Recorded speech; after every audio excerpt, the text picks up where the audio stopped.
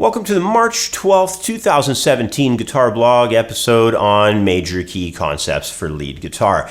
Now, depending upon what style of music you're performing and where in a song you need to place a lead guitar part, major keys are quite often a lot less popular to deal with than, let's say, minor keys. They're the most popular ones out there generally for guitar players. But, as guitar players, we generally get exposed to playing lead guitar parts using something like minor pentatonic or the blues scale. And in those early days of lead guitar development, when we come across major ideas, guitarists will often feel a little bit outside of their element in dealing with the major tonality. So in this lesson, we're going to study the use of major key concepts for lead guitar. It's an important topic covering one of the most popular tonalities we find in almost every style of music. So let's get started with learning how to cover some lead guitar parts using major scales in major keys.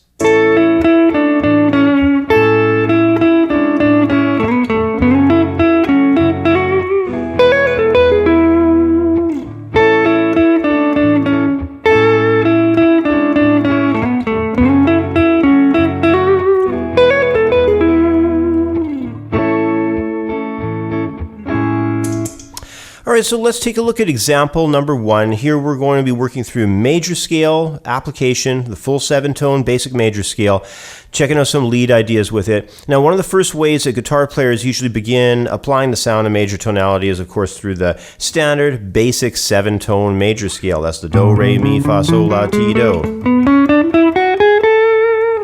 So, this type of scale is very common. It has all the color tones you need to perform in any basic major situation. It's got the major third, the major 6, major 7.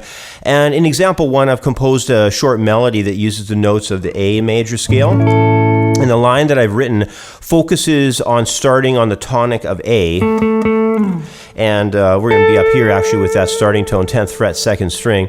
And at the end of the opening phrase, what we're going to do is we're going to target into the major third. Now, that's a very important note, and the reason why is it's the primary chord tone that gives us the color, so it distinguishes major or a minor. Now, if you're in a major key off of the root of A on a chord of A major, the major third is going to be a C sharp. It's the 3rd degree inside the scale. And that sound generates major. So once you have that major third present, then you've got a major tonality situation. This is very important. And what we're going to do is in the first 2 measures, we're going to target into that C sharp. So the phrase that we have in measures 1 and 2 of our lead is going to start on the high A. We're going to drop down into the 5th, another strong tone because that's a chord tone. So dropping into a D next and then hitting that C sharp. So that's the phrase.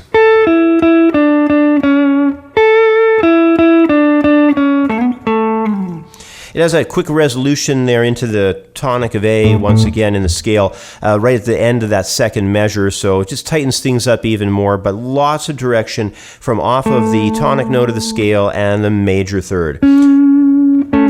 So very strong connections there in measures 1 and 2. Now, when we move along into measures 3 and 4, we're going to just take the simple approach of just targeting into the root of each chord. So coming up in measure 3, we got this F sharp minor chord. So what we're going to do there is have this phrase off of the 4th string that's going to, come around and sort of target into that at the end. It's almost like a minor pentatonic statement. But there's that target tone, 11th fret, 3rd string, F sharp. Strong connection right to that minor, F sharp minor chord. And then next, in the final measure, 4th measure, we've got this sort of rapid phrase that's operating off a lot of 16th notes up at the 12th position, high 2nd string, 12th fret, and going 12, 14, 12 as a hammer-on pull-off idea. Coming around to that tonic note of A at the 14th fret, 3rd string. And then we're just going to go through actually an E major triad arpeggio.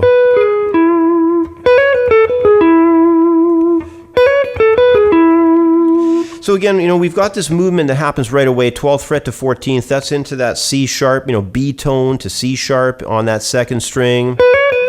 on that B string, and then we're going to move over, get the A, another really strong tone, pedal off again on that second string B at 12th fret, and then we have that 3-tone diagonal shape that's going 12, 13, 14, right from second string over to the 4th string.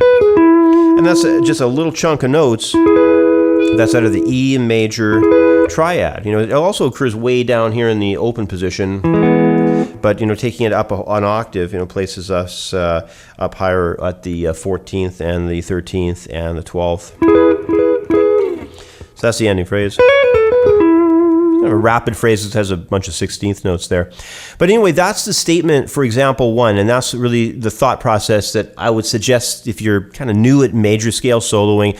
Get into those roots first, understand where your tonic is for the scale, and then try to push a little bit too on that major third. It's always easy to scope out because you can spot it just right off of, it's sort of like a diagonal shape right off of your tonic note of the scale. It's also located 2 whole steps higher, you know, from the tonic if you're on the same string.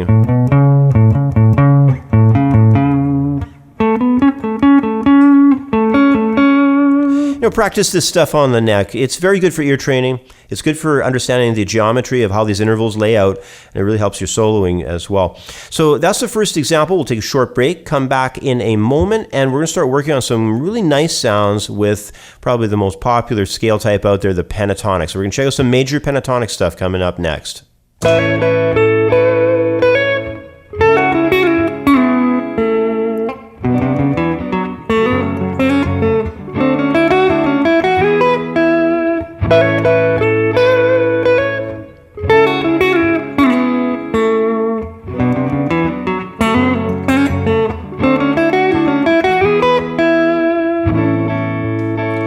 Well, let's take a look at example number 2 now. This one's really interesting. It's in major pentatonic, and it's a scale that's so popular. You'll hear it all the time, and it's a fantastic scale. I think it's so common because in the major keys, we produce very nice lead lines with this very melodic scale.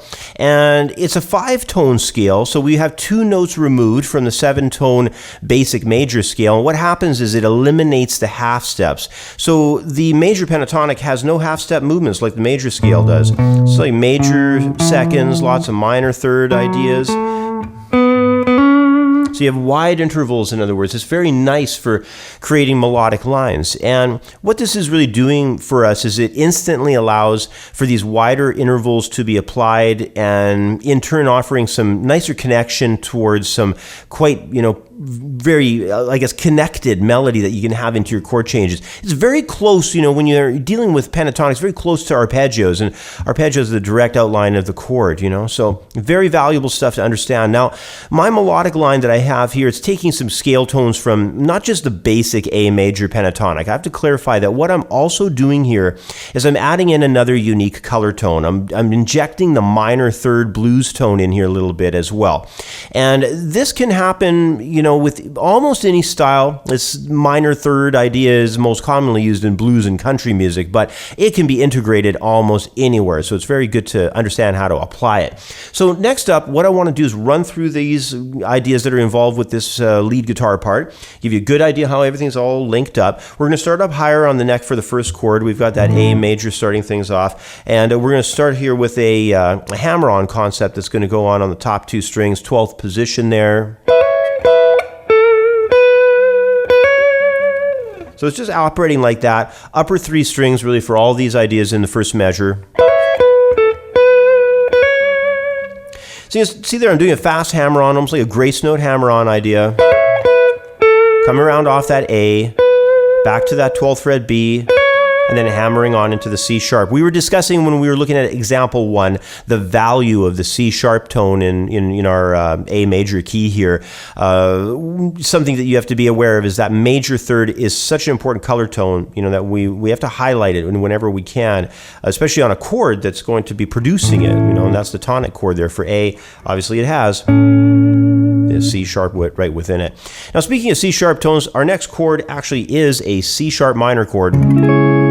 So what happens there is on that particular chord, what we're going to be doing is taking off of an A into an F sharp and then coming around to this 9th fret E. And that's going to be a pull-off going into that tone. That's all in the 7th position there. 10 to 7, and then over across to 3rd string, 9th fret, then back to the 2nd string, and we're going to slide 7 to 5. So then the next idea, over around that same position, we're going to jump to 3rd string and do a grace note slide over to the 4th fret from the 6th fret. So just shooting that over quickly, a backward slide idea, and then taking us back to our tonic note again of A. So we have some really nice color there, and it's just going to have to be something, because it's so lateral along the neck, you're going to have to kind of work on it a little bit to make the position shifts happen there. So take your time with that one. It's kind of busy and moves around a lot very horizontally. So what happens next, though, is in the next measure, we're going to move into the B minor chord, and we're going to transition into an F sharp minor. And what we're going to do there is run up the scale here of B, C natural, and then C sharp. So we're taking advantage of that, minor third there. So that's going to take place going over from E to F sharp, because the F sharp's a valuable note on that B chord, and also it's the root of the next upcoming chord as well. So kind of an important tone there. That's why the line that I've got going on is directing itself right to that F sharp. It's kind of choppy in there, has some 16th note rests that operate. And then what we're going to do next when that F sharp minor chord comes along is we're going to do a hammer-on idea, 2nd fret to 4th fret on the 3rd string. Coming back around to an A tone, 2nd fret, 3rd string, and then we'll have that F sharp coming back again. Obviously, that's an important note. I mean, the chord of the moment is F sharp minor, so we're really leaning into that F sharp tone. But then we're going to have some sound again coming around with this C natural to C sharp. Then into the A. And the A is also a valuable note also for the sound of the F sharp minor, because it's its minor third. It's a very colorful tone on the chord. So very cool measure. It's kind of tough to play. It's a lot of 16th notes in it.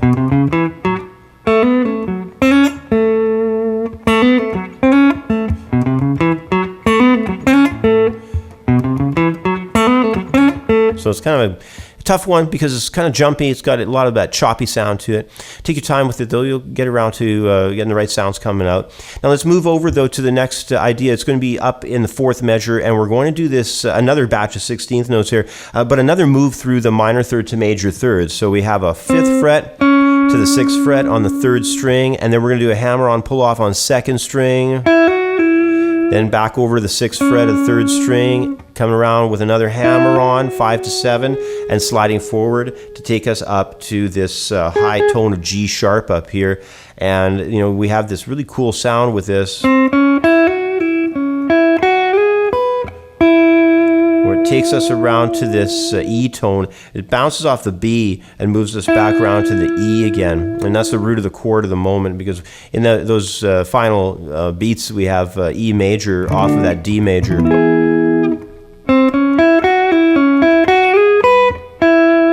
Now I should mention, that G sharp, it's not really a pentatonic tone, it's kind of a little bit outside there because it is a scale tone from the major scale. It's the major 7th tone of the A major scale.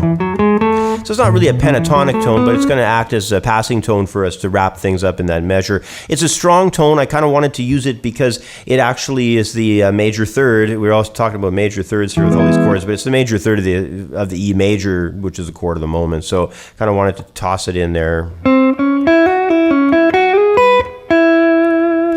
And that's something too, we're taking directions here with these examples, and when we get to part 2 of this lesson, we're going to be going in another direction once again. We're going to be dealing with arpeggios. But, when you're looking at trying to maintain a topic, in this case it's major pentatonic, it's not a bad idea to try to really still play from the heart, play from what you think sounds cool, and if there is a tone that sort of, doesn't fit with your theme of the moment, with what you're trying to target in terms of, for us again, in example 2, it's a major pentatonic.